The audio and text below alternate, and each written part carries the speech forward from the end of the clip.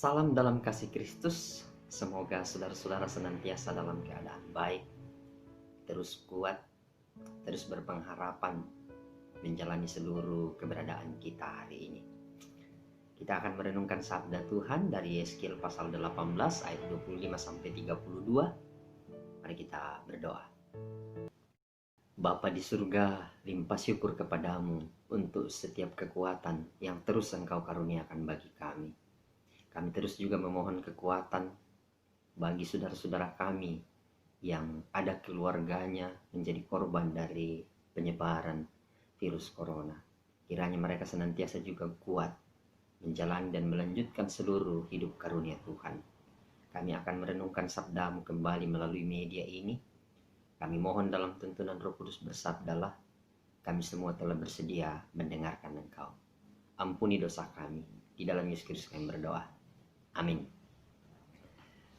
Yeskiel pasal 18 ayat 25-32. Sabda Tuhan berkata demikian. Tetapi kamu berkata, tindakan Tuhan tidak tepat. Dengarlah dulu, hai kaum Israel. Apakah tindakanku yang tidak tepat, ataukah tindakanmu yang tidak tepat? Kalau orang benar berbalik dari kebenarannya dan melakukan kecurangan sehingga ia mati, ia harus mati karena kecurangan yang dilakukannya. Sebaliknya, kalau orang fasik bertobat dari kefasikan yang dilakukannya, dan ia melakukan keadilan dan kebenaran, ia akan menyelamatkan nyawanya. Ia insaf dan bertobat dari segala durhaka yang dibuatnya. Ia pasti hidup, ia tidak akan mati. Tetapi kaum Israel berkata, tindakan Tuhan tidak tepat. Apakah tindakanku yang tidak tepat, hai kaum Israel, atau tindakanmu yang tidak tepat? Oleh karena itu aku akan menghukum kamu masing-masing menurut tindakannya, hai kaum Israel. Demikianlah firman Tuhan Allah. Bertobatlah dan berpalinglah dari segala durhakamu, supaya itu jangan bagimu menjadi batu sandungan yang menjatuhkan kamu ke dalam kesalahan. Buangkanlah daripadamu segala durhaka yang kamu buat terhadap aku, dan perbaharuilah hatimu dan rohmu. Mengapakah kamu akan mati, hai kaum Israel? Sebab aku tidak berkenan kepada kematian seseorang yang harus ditanggungnya. Demikianlah firman Tuhan Allah. Oleh sebab itu, bertobatlah supaya kamu hidup. Amin, firman Tuhan. Merendahlah demi jiwamu, itu tema perenungan kita hari ini. Saudara-saudara yang dikasihi Tuhan, kalau ada pertanyaan sederhana begini, apa yang mengubah orang atau mengubah hidup kita? Hal-hal apa, katakanlah seperti itu, yang sering mengubah orang atau mengubah hidup kita? Macam-macam alasannya, dan bisa dari berbagai sudut pandang kita bisa menjawab itu. Nah, macam-macam bisa kita ajukan. Ada usia. Nah, kalau misalnya perubahan karena usia itu berlaku umumnya, tidak bisa ditolak. Bagaimanapun, pokoknya kita harus berubah karena usia. Itu pernah saya sudah katakan, kalau kita misalnya mengingkari diubah karena usia, itu namanya lari dari kenyataan jika kita tidak mau. Ada juga orang yang kemudian diubah oleh kekasih hatinya, atau diubah oleh orang-orang yang dia kasihi. Jadi misalnya katakanlah dia lagi menyenangi seseorang, menyukai seseorang, lalu orang yang dia suka itu punya konsep ideal tentang pasangan, maka kadang-kadang dia mengatakan, oh iya, kau bisa suka saya, tapi saya mau supaya kamu begini, dan begini. Katakanlah ada urut-urutan begitu. Nah, ya karena demi untuk kemudian memperjuangkan kekasihnya itu, ya sudah, seseorang itu berubah karena masukan dari kekasihnya. Tapi sebenarnya kalau kita pikir lebih dalam, yang membuat dia berubah bukan karena kekasihnya atau orang yang dia kasihi, tapi yang membuat dia berubah adalah perasaannya sendiri. Karena perasaannya yang mengasihi, maka dia mau berubah. Jadi yang mengubah dia sebenarnya ya dirinya sendiri, perasaannya sendiri kan, yang mengubah dia melalui bantuan orang yang dia kasihi. Ya katakanlah seperti itu. Misalnya katakanlah seseorang mengatakan, oke, kita bisa berrelasi, berhubungan, berkomunikasi, tapi kamu tidak boleh ini, tidak boleh merokok, dan seterusnya. Macam-macam lah.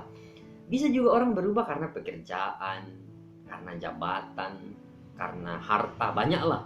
Dan ada juga orang yang berubah karena misalnya mengalami pengalaman-pengalaman hidup yang hebat, mengalami pengalaman-pengalaman hidup yang spektakuler, atau pengalaman-pengalaman yang orang bilang katakanlah extraordinary, yang melampaui kebiasaan, melampaui hal-hal biasa, sehingga orang bisa berubah. Ada juga orang yang berubah karena masa lalunya misalnya penyakit atau apa, atau sebuah bencana dan seterusnya. Jadinya begini, kalau saya mau mempersingkat atau menyederhanakan begini, menurut saudara-saudara atau menurut pengalaman kita, Yang mana yang dominan terjadi dalam kehidupan ini? Apakah keadaan hidup yang mengubah kita, atau kitalah yang mempengaruhi dan mengubah keadaan hidup kita?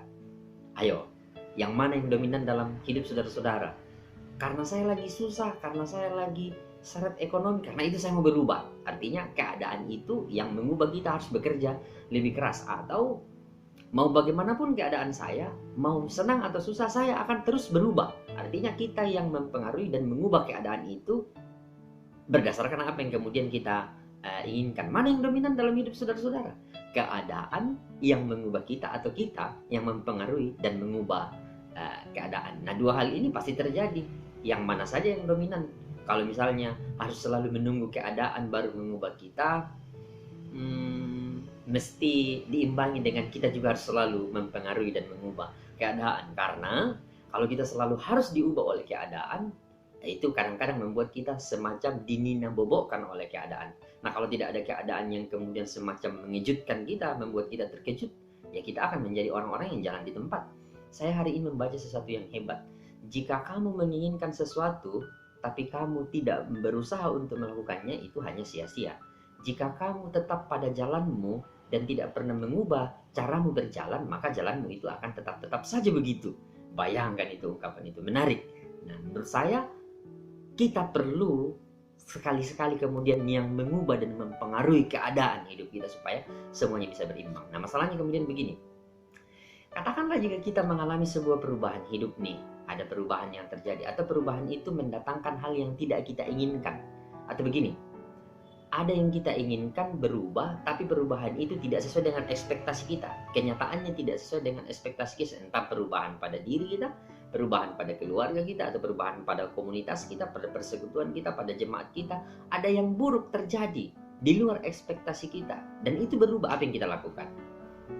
Jadi kita mengharapkan sebuah perubahan, atau ada perubahan terjadi yang di luar pikiran kita, pemikiran kita. Apa yang kita lakukan?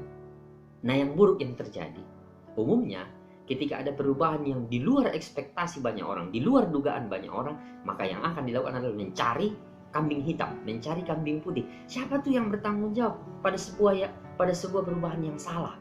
Misalnya ada anak yang tiba-tiba karena satu dan lain hal lalu tiba-tiba mendapatkan sesuatu yang buruk. Bertengkarlah ayah dan ibu. Ini gara-gara ayah, ini gara-gara ibu, ini gara-gara nenek, dan seterusnya. Atau ada orang tua yang tiba-tiba katakanlah sakit dan seterusnya. Ini gara-gara kau tidak mengurus orang tua dengan baik. Ini gara-gara kamu tidak mengurus orang tua dan ayah dan ibu kita dengan baik. Atau di jemaat tiba-tiba ada pelayanan yang terbengkalai. Ini gara-gara salah penatua ini, salah diaken ini, salah pendeta ini, dan seterusnya. Kalau ada sebuah perubahan yang terjadi yang kemudian di luar ekspektasi kita, ya sudah, umumnya yang dilakukan siapa sih yang bertanggung jawab? Mencari akar masalah, mencari siapa yang salah. Mencari akar masalah itu berbeda dengan mencari siapa yang salah, ya. Itu hal yang berbeda. Umumnya yang terjadi kalau ada yang salah, ada yang keliru, umumnya adalah mencari kambing hitam, siapa yang bertanggung jawab. Katakanlah sekarang COVID semakin melambung tinggi.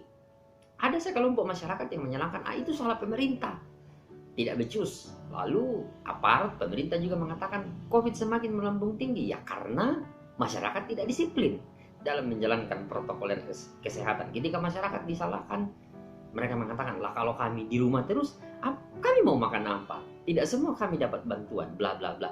Ketika pemerintah disalahkan, mereka juga mengatakan kami berusaha untuk melindungi masyarakat. Pemerintah daerah menyalahkan pemerintah pusat menyalahkan pemerintah, dan seterusnya, macam-macam. Adakah yang kemudian dalam proses itu, dalam proses COVID kita misalnya sekarang ini, yang pernah bergumam, ini bukan salah pemerintah, ini bukan salah masyarakat, tapi siapa? Tapi salah Tuhan yang membiarkan COVID ini merebak dan terus-menerus tidak ada tanda-tanda untuk menurun. Mengapa Tuhan membiarkan COVID ini berlama-lama dan menyengsarakan? Adakah yang menyalahkan Tuhan? Pasti takut, ya. Pasti takut. Aduh, jangan Bapak Pendeta kita salahkan Tuhan. Yang ada ini kita bisa sekali saja ditelenting Tuhan, terlempar kemana-mana. Karena itu ya udahlah, yang bisa kita percakapkan siapa sih yang membuat ini dan seterusnya dan bla bla bla. Tapi apakah menyalahkan Tuhan ini tidak pernah terjadi? Jangan salah. Bacaan kita hari ini secara khusus misalnya ayat 25, kalau kita membaca itu, tetapi kamu berkata tindakan Tuhan tidak tepat. Bayangkan itu, orang Israel dengan tegas sekali melalui Nabi Yeskiel mengatakan, orang Israel mengatakan tindakan Tuhan tidak tepat. Kata tindakan Tuhan di situ, kata tindakan itu dari bahasa Ibrani derek, ini seperti jalan. Bayangkan itu. Mereka mengatakan jalan Tuhan itu tidak tepat. Artinya kalau tidak tepat salah kan, keliru kan, menyalahkan Tuhan. Ngeri kan tidak tuh? Israel mengatakan, Tuhan kamu salah jalan. Tuhan kamu salah bertindak Tuhan. Kamu salah berbuat Tuhan. Ngeri ya? Berani sekali mereka. Keputusan Tuhan mereka salahkan loh. Apa keputusan Tuhan kan? Mereka kemudian ditawan, dibuang tuh di Babel dan di Asyur. Jadi mereka kemudian dalam proses mereka sudah ditawan, dan itu terjadi karena katakanlah mereka mengatakan apa yang kemudian mereka alami sebagai bentuk penawanan di negeri orang itu salah Tuhan. Itu jalan Tuhan yang salah bagi kami, keliru jalan itu. Mengapa mereka menyalahkan tindakan atau jalan Tuhan? Karena mereka merasa jalan mereka benar dan jalan Tuhan salah. Jadi kenapa mereka menyalahkan Tuhan? Karena mereka merasa jalan hidup yang mereka jalani sebelum mereka dibuang itu benar. Bayangkan, itu yang terjadi. Makanya masih di ayat 1, Yeskiel menubuatkan, dengarlah dulu hai Israel. Apakah tindakanku yang tidak tepat, maksudnya dari Tuhan nih, ataukah tindakanmu yang tidak tepat? Nah, bagaimana menguji apa yang kemudian terjadi di ayatnya yang ke-25 itu, dari ayat 26 sampai 29. Di sana Allah memberi Allah memberi dua perbandingan, komparasi, perumpamaan melalui dua realitas. Dia mengatakan ada orang benar, lalu dengan sadar melakukan hal yang salah. Perhatikan ya, ada orang benar, lalu dengan sadar melakukan hal yang salah. Apakah itu akan dibiarkan? Itu kan pertanyaannya. Hanya karena dia pernah menjadi orang benar, apakah perbuatan yang salah yang dia lakukan sekarang akan dibiarkan? Kira-kira begitu. Jadi menurut Israel, Allah salah menghukum mereka karena Israel pernah hidup benar.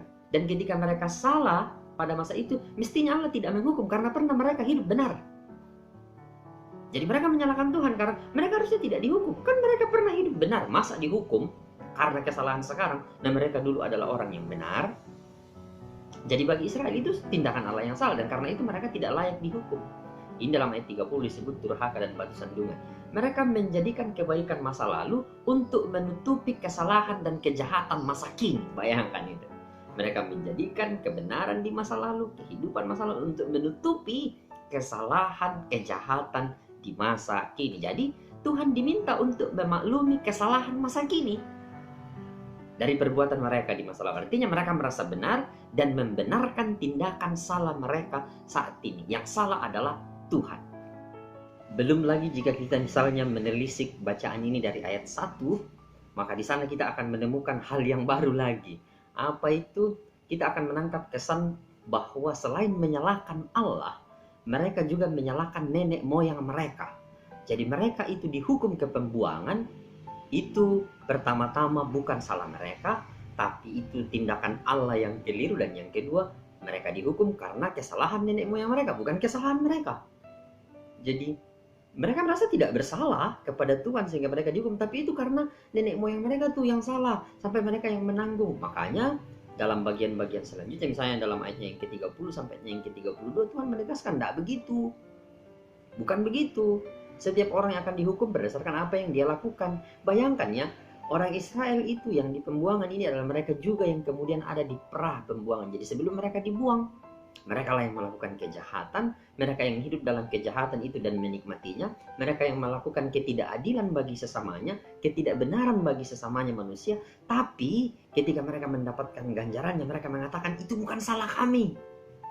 Bayangkan ya, jelas-jelas mereka yang melakukan ketidakadilan, mereka yang menyembah berhala, membelakangi Tuhan. Dan ketika mereka dihukum, mereka mengatakan ini bukan salah kami, ini nenek moyang mereka, dan ini juga salah Tuhan yang salah.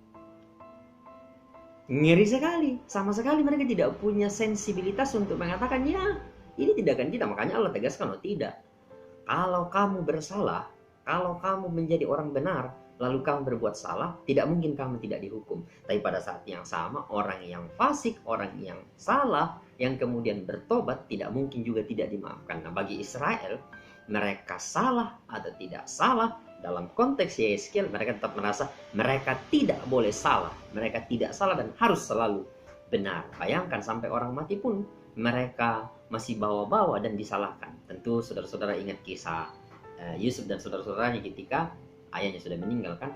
Nah, bagian tersebut ingin mengatakan sebenarnya bahwa memang mereka tidak mau berubah. Memang mereka tidak mau merubah dirinya. Mereka tidak mau bertobat dan memperbaiki kehidupannya. Karena mereka tidak merasa bersalah, kan begitu. Karena mereka merasa tindakan mereka benar, dan karena benar, maka tidak mau mengubah apa yang telah menjadi kebiasaan mereka, apa yang ada pada diri mereka, dan apa yang telah menjadi bagian dari hidup mereka. Yang mereka tuntut berubah justru Tuhan, bayangkan ya. Dan ya tidak mungkin mereka menuntut nenek moyangnya berubah karena sudah jadi tulang belulang ya. Tapi yang mereka tuntut berubah bukan dirinya sendiri, bukan hidup mereka, tapi Tuhan yang disuruh berubah untuk memperbaiki hidup mereka. Nah, mereka tidak akan berubah katanya, karena menurut mereka bukan mereka yang salah. Makanya Tuhan tegaskan, oh tidak, ini bukan soal mendekonstruksi Keluaran 20 soal aku akan membalaskan kesalahan Bapa kepada anak-anaknya. Itu satu hal, bahwa memang Tuhan menegaskan itu. Kalau seorang melakukan kejahatan itu bisa terwarisi, kan begitu. Nah, ketika seorang anak melakukan kejahatan, seseorang melakukan kejahatan, jangan merasa bahwa semua-muanya itu berasal dari orang tuanya. Dia juga bertanggung jawab ketika dia sudah dewasa. Kita ini kan bukan robotnya Tuhan kan.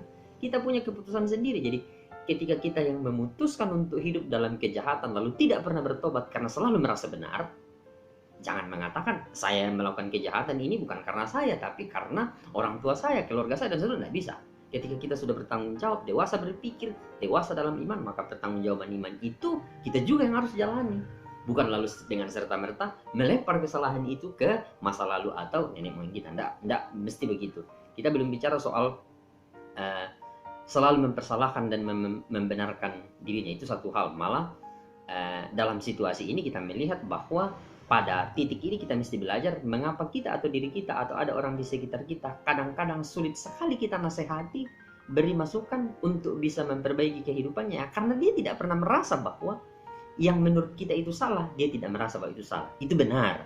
Karena itu tindakannya menurut dia benar, malah mungkin kitalah yang dia salahkan. Belum kita bicara orang yang selalu mempersalahkan dan membenarkan dirinya.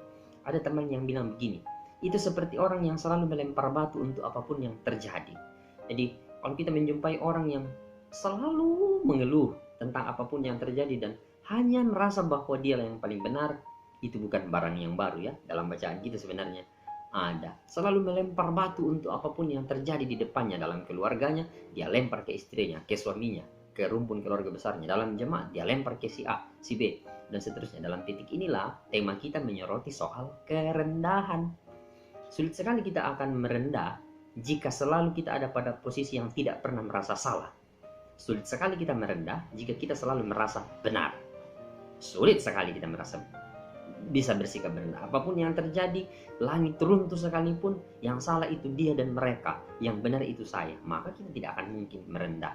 Maka kita tidak akan mungkin menjumpai yang namanya kerendahan pada diri kita, karena kita memiliki sikap seperti itu. Bayangkan jika sikap tidak pernah merasa bersalah itu ada dalam diri kita, berakar kuat dan menjadi batu karang.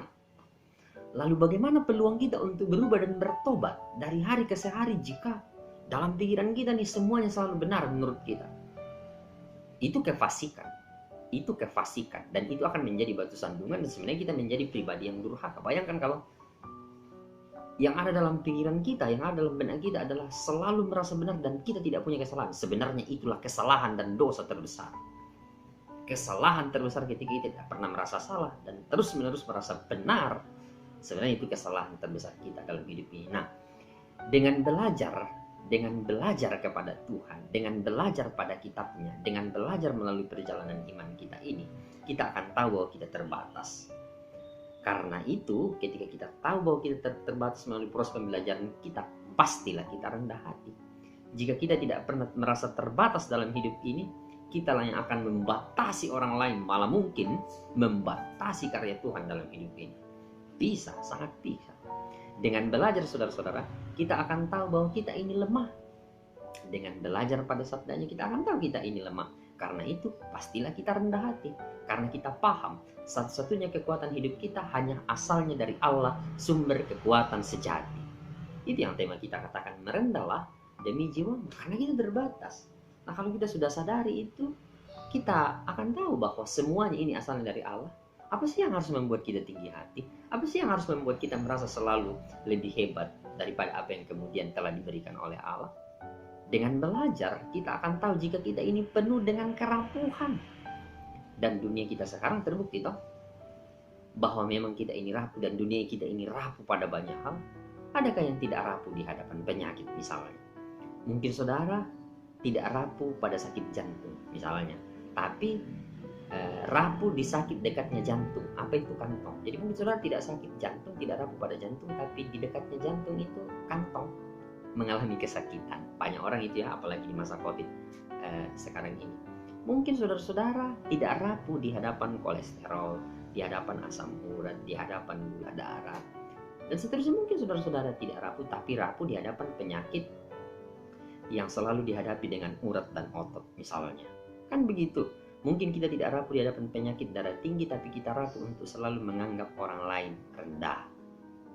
Misalnya seperti itu. Mungkin kita tidak rapuh berhadapan dengan penyakit kulit, tapi kita rapuh di hadapan COVID misalnya. Sudah banyak korban yang berjatuhan di seluruh penjuru dunia kan. Jika sederet itu menjadi milik kita, jika hal-hal yang katakanlah kita tahu kita terbatas, kita tahu kita lemah, kita tahu kita rapuh, jika sederet itu menjadi milik saudara-saudara dan menjadi milik saya, adakah bagian dari hidup kita ini yang tidak harus membuat kita merendah di hadapan Tuhan demi hidup kita sendiri, demi keselamatan kita sendiri? Kan mestinya tidak ada yang menghalangi kita untuk merendah di hadapan Tuhan dan juga di hadapan sesama. Karena kita tahu bahwa entah apapun keadaan kita hari ini, sama-sama kita sebenarnya terbatas, lemah, dan rapuh.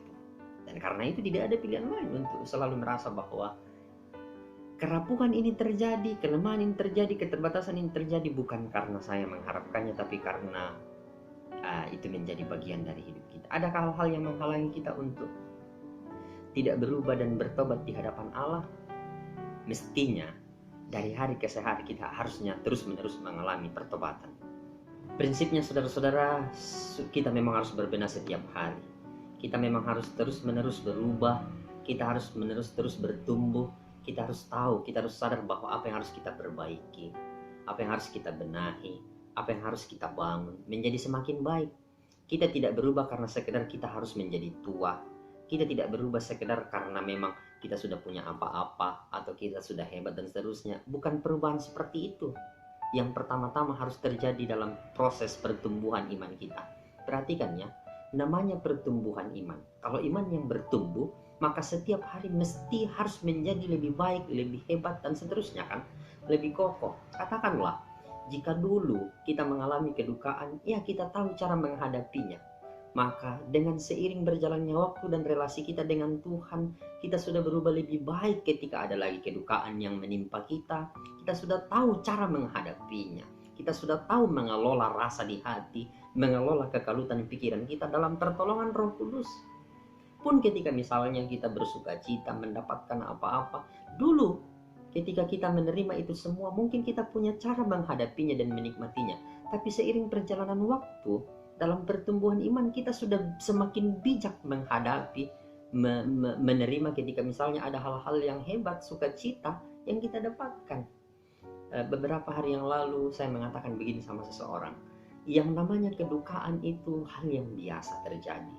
Dan karena itu kita mesti menerimanya juga dengan baik sekali. Hal yang menjadi sukacita itu biasa terjadi. Dan karena itu kita memang juga harus dengan bijak menerimanya. Tidak perlu terlalu berlebihan ketika ada kedukaan terjadi, pun juga tidak perlu terlalu larut dalam euforia ketika ada kesukaan hebat yang terjadi. Semua itu akan menjadikan kita lebih baik. Jadi ketika apapun pengalaman hidup yang menimpa kita, dengan pertumbuhan iman, maka kita mesti berubah setiap hari. Bayangkan kalau kita tidak pernah berubah dan memperbaiki segala lini kehidupan kita setiap hari, maka sebenarnya tanpa sadar kita akan merasa orang yang paling benar di hadapan Tuhan. Dan karena kita merasa paling benar di hadapan Tuhan, yang namanya pertobatan itu kita tidak akan pernah alami. Kenapa kita tidak pernah mengalami yang namanya pertobatan? Karena kita merasa bahwa semuanya sudah benar, semuanya sudah baik. Padahal pertobatan itu kita butuhkan tiap hari untuk terus-menerus tahu, sadar bahwa kita lemah, kita rapuh, kita terbatas di hadapan Tuhan untuk bertumbuh dengan baik. Karenanya kita harus terus-menerus bertobat setiap hari. Itulah bagian dari sikap merendah di hadapan Tuhan demi keselamatan kita sendiri. Kenapa kita harus terus merendah setiap hari di hadapan Tuhan pun di hadapan sesama? Ya karena itu kita tahu bahwa ada pertolongan Roh Tuhan yang terus-menerus berubah, sekaligus menjadi catatan hebat dari Yeskiel bahwa mungkin masa lalu kita hebat, tapi itu bukan menjadi penghalang bagi Tuhan untuk menyatakan penghukuman jika hari ini kita tidak berubah menjadi lebih baik. Atau mungkin masa lalu kita menjadi sesuatu yang sangat dibenci Tuhan, tapi itu bukan juga penghalang bagi Tuhan untuk mendatangkan rahmat-Nya ketika kita bersedia tiap hari terus-menerus berubah dan bertobat di hadapan-Nya sesuai dengan kehendak-Nya. Jadi itu tanggung jawab kita, itu tugas kita untuk terus merendah dalam arti senantiasa hidup semakin baik di hadapan Tuhan. Allah akan membuka tangannya dan memulihkan hidup kita. Dengan demikian, saya berharap saudara-saudara dan saya terus-menerus mengalami pertumbuhan iman dengan baik. Ada begitu banyak hal yang terus menjadi pekerjaan rumah dalam diri saya, dalam hidup saya, untuk terus-menerus dibawa ke hadapan Tuhan, dijadikan lebih baik. Tentu saya terbatas untuk mengubahnya. Tentu saudara-saudara juga mengalami pergumulan dan pergulatan yang sama. Tapi mari kita terus-menerus saling mendoakan, sehati dalam kerendahan di hadapan Tuhan, memohon rahmat-Nya sehingga dalam Roh Kudus kita dimampukan untuk terus tunduk dan berbenah diri di hadapan-Nya dari hari ke hari. Tuhan telah mengubah hidup kita setiap waktu, maka kita pun wajib berubah dan terus-menerus semakin serupa dengan Kristus, berakar dalam Dia, berbuah banyak dalam dunia. Tuhan memberkati hidupmu, Roh Kudus senantiasa menguatkan. Amin. Kita berdoa. Bapa di surga, kami bersyukur Engkau hari ini mengajar kami betapa kami harus senantiasa bertobat, berubah setiap hari sesuai dengan kehendak Tuhan. Justru ketika hati kami membatu untuk tidak berubah, mengubah sikap kami, mengubah cara pandang kami, maka sebenarnya itu menjadi hal yang akan menjadi batu sandungan dan menjadi sebuah sikap durhaka di hadapan Tuhan. Karena itu tolong kami Tuhan untuk terus-menerus mengakui kelemahan kami, mengakui keterbatasan kami, mengakui kerapuhan kami, sehingga semakin hari kami semakin rendah hati di hadapan-Mu dan terus hidup dalam kebenaran kasih Tuhan. Berkatilah hidup kami selanjutnya, berkati saudara-saudara kami yang sakit, Tuhan sembuhkan mereka semua, yang bergumul Tuhan hiburkan, yang terus-menerus menaruh harap dalam berbagai keberadaan mereka, Tuhan memberikan yang terbaik. Dengarkan doa kami, jawablah. Di dalam Yesus Kristus kami berdoa. Amin. Hai guys, terima kasih sudah nonton video kali ini. Dan jangan lupa subscribe channel kali ini. Dan jangan lupa nyalakan tanda loncengnya agar kalian mendapat notifikasi dari video selanjutnya. Oh iya, jangan lupa like video kali ini dan share sebanyak-banyaknya ke teman-teman kalian semua. See you next time guys, dadah.